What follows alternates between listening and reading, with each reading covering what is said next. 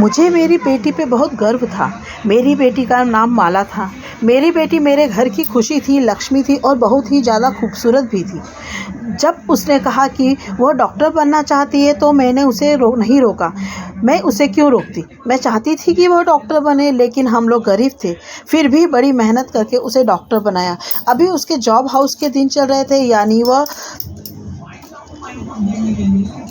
यानी इसके बाद वह पूरी तरह डॉक्टर बन चुकी थी और अपना अलग क्लिनिक भी बना सकती थी। लेकिन अभी वो नए डॉक्टरों की सूची में थी, इसलिए नए डॉक्टर को ज़्यादा मेहनत का काम दिया जाता है, जैसे कि नाइट ड्यूटी वगैरह। सब जानते हैं कि रात को जागना बड़ा मुश्किल है। जब उसने मुझे बताया कि उसकी नाइट ड्यूटी रहेगी तो मैंने बड़ी परेशान हुई। भाई मैंने कहा कि क्यों, तू किस तरीके से करेगी बेटा? मैं बड़ी परेशान हो रही हूँ। तू मेरी एकलौती बेटी है। मेरे 2 बेटे थे, लेकिन जो प्यार हमें बेटी से था वो हमें बेटों से नहीं था। उसके पापा भी उसे बहुत प्यार करते थे। घर में उसकी बुआ रहती थी, बुआ भी उसे बहुत प्यार करती थी। उसने कहा कि ड्यूटी में बदलाव नहीं कर सकते, ऊपर से ऑर्डर आया है, परेशान मत होना, अस्पताल में मैं अकेली नहीं होती हूँ, बहुत से लोग होते हैं। उसने बड़े प्यार से, बड़े तरीके से मुझे समझाया। मैंने क्या मसला है, लेकिन वो बड़ी जिम्मेदार थी। डॉक्टर के पास कहाँ वक्त होता है कि वह एक गिलास पानी भी पी ले, और नाइट ड्यूटी का डॉक्टर वैसे भी बड़ा बिजी रहता है। लेकिन फिर भी वह रोज़ मुझे फ़ोन करती थी, पर आज उसका फ़ोन नहीं आया तो मैं बड़ी परेशान हो गई। जब मैंने फ़ोन किया तो वह बोली, लेकिन कोई फ़ोन नहीं। बेल तो जा रही थी लेकिन वो फ़ोन नहीं उठा रहा। मैं परेशान हो गई, मेरा दिल कांपने लगा कि जाने क्या हो गया है। फिर जिस हालत में मेरी बेटी को घर लाया गया वह मैं ही जानती हूँ, लेकिन उसके बाद उसका फ़ोन भी दमे नहीं दिया गया। उसका फ़ोन भी हमें नहीं दिया गया। पर उसकी एक दोस्त थी जिसने हमें बताया कि माला की तरफ से मुझे एक वीडियो मिली है। वह जब हमारे घर आई थी उसके फ़ोन में एक वीडियो थी जो हमें मिल गई है। जब उस वीडियो को चलाया तो पैरों के नीचे से ज़मीन निकल गई और फिर पूरा देश मेरी बेटी के साथ खड़ा था। उस वीडियो के अंदर एक दिन मेरी बेटी अस्पताल में वापस आई तो कहने लगी, माँ बता, मुझे एक सवाल का जवाब दोगी? अगर आपके सामने कुछ गलत हो रहा हो तो उसे रोकना चाहिए। मैंने कहा, हाँ बिल्कुल, क्यों नहीं रोकना चाहिए। भगवान भी कहता है कि सच्चाई का साथ देना चाहिए, सच्चाई और हक का साथ हमेशा देना चाहिए। मेरी यह बात सुनकर वह कहीं खो गई। मैंने कहा, माना खाना खा लो। कहाँ खो गई हो? आज तेरी पसंद का दाल भात बनाया है।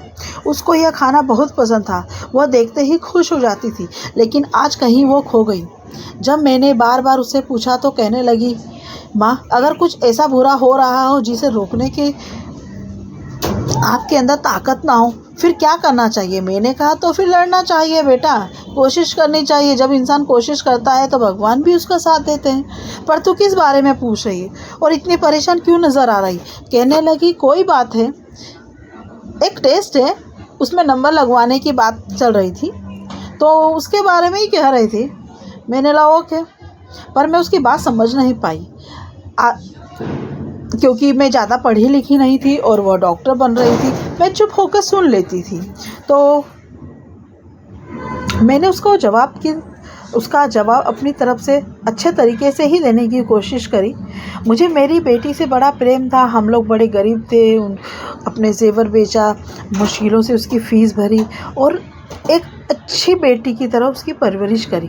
एक दिन बालकनी में खड़ी थी जब अचानक वो डर गई और भागती हुई आई और मुझसे टकरा गई। मैंने कहा, क्या हो गया बेटा, तू इतनी परेशान क्यों लग रही है? सब अच्छा तो है? उसने कहा, एक लड़का है। मैंने कहा, कहाँ खड़ा है? कहने लगी, वो हमारे घर के नीचे कहाँ है। मैंने कहा, कहाँ? तो क्या हो गया? यहाँ तो बहुत सारे लोग आते हैं जाते हैं, कुछ खड़े होते हैं, कोई फ़ोन पे बातें करता है, इसमें परेशान होने की क्या बात है? उसने कहा, आप मेरी बात समझी नहीं। वह ना रोज़ यहाँ आता है और ना ही घर की तरफ देखता है। जैसे ही मुझे देखता है दर दूर दूर से मुस्कुराता है। पता नहीं क्या सोचता है। मैंने कहा, जब तक वह दूर खड़ा है वह कुछ भी कर सकता है, मुझे उसे रोक भी नहीं सकते। अगर वह तुझे कोई बात कहे तो तू उसका मुंह तोड़ जवाब देना। मैंने कहा, ठीक है। और बालकनी में खड़ी थी वह जब घर से निकली, क्योंकि उसकी नाइट ड्यूटी चल रही थी इसलिए वो शाम को जाया करती थी। जब वो बाहर निकली तो आज उस लड़के ने उसका रास्ता रोक लिया। और दूर से यह सब कुछ मैं खड़ी देख रही थी। पहले लड़के ने कुछ बोला, फिर माला ने उसे एक जोर से थप्पड़ मार दिया। वह फिर मुंह पर हाथ रखकर दूसरी तरफ चला गया और माला अस्पताल के लिए रवाना हो गई। पूरा दिन सोचती रही यह लड़का कौन था, मेरी बेटी को उसने क्या कहा। आज उसने मुझे फ़ोन भी नहीं किया। वो रोज़ मुझे फ़ोन करती थी। जब मैं शाम को वापस आई तो मैंने उससे पूछा वो लड़का क्या कर रहा था। वो लड़का तो वो कहने लगी वो बुरा नहीं है। मैंने कहा फिर तुमने उसे थप्पड़ क्यों लगाया। मैंने कहा मैंने उसे थप्पड़ दिया और ये मुझे बाद में पता चला कि वो बुरा नहीं है। यह अस्पताल में किसी औरत के साथ आया था, तब से उसने मुझे देखा। कहता है कि आप मुझे बहुत अच्छे लगते हैं। उसने यह बात बड़ी इज्जत से की, वरना और किसी की तरह भी कह सकता था, लेकिन उसने तो मुझे गुस्सा आ गया और मैंने उसके मुँह पर थप्पड़ दे दिया। लेकिन जब मैं जा रही थी तो उसने पीछे से एक बात कही। मैं हैरान रह गई। उसने कहा क्या बात है कि तो कहने लगी माँ, उसने कहा कि चाहे तुम मुझे रोज़ एक थप्पड़ मार लो, पर मैं यहाँ रोज़ आऊँगा और मैं तुम्हारी तरह देखूँगा। मैं जब तक तुम्हारी तरह नहीं देखता मेरा दिल ही नहीं गुजरता। ऐसी बात तो कोई भी कर सकता है ना, जो आपको सच्चा प्रेम करता है वो। मैंने कहा तू भी कितनी मासूम है। तूने एक पलक में अंदाज़ा कैसे लगा लिया कि वो सच्चा प्रेम करता है। मर्द तो होते हैं ना, इनको पता होता है कि औरतें बातों से खुश होती है। इनको बड़े बड़े बातें करने आते हैं। अगर इतना ही दम है उसमें तो उसको कह दे मेरा घर में रिश्ता भेज दे। मैंने कहा कि यह बात बिल्कुल ठीक रहेगी, पर माला कहने लगी ऐसे कैसे वह रिश्ता भेज दे, और अगर उसने भेज भी दिया तो क्या आप मान जाओगी। मैंने उसे समझाया मैं मानूंगी, लेकिन अगर वो इस काबिल हुआ। हम तुझे डॉक्टर बना रहे हैं, तेरी शादी किसी आम आदमी से थोड़ी करेंगे। अब माला रोज़ वहाँ से गुजरती थी। वह पहले से ही खड़ा रहता था, उसे कुछ कहता नहीं पर कुछ बोलता नहीं, लेकिन वो दोनों एक दूसरे को देखते। माला के अंदर मुझे कुछ तब्दीली नज़र आ रही थी। मुझे ऐसा लगता था जैसे वह भी उस लड़के को पसंद करने लगी है, क्योंकि जब वो वहाँ से गुजरती तो उसके चेहरे पर मुस्कान होती, और आजकल वह काफ़ी तैयार होकर जाती थी। वह जिस अस्पताल में काम करती थी वहाँ पर पढ़ाई करती थी, इसलिए कभी तैयार होकर नहीं गई।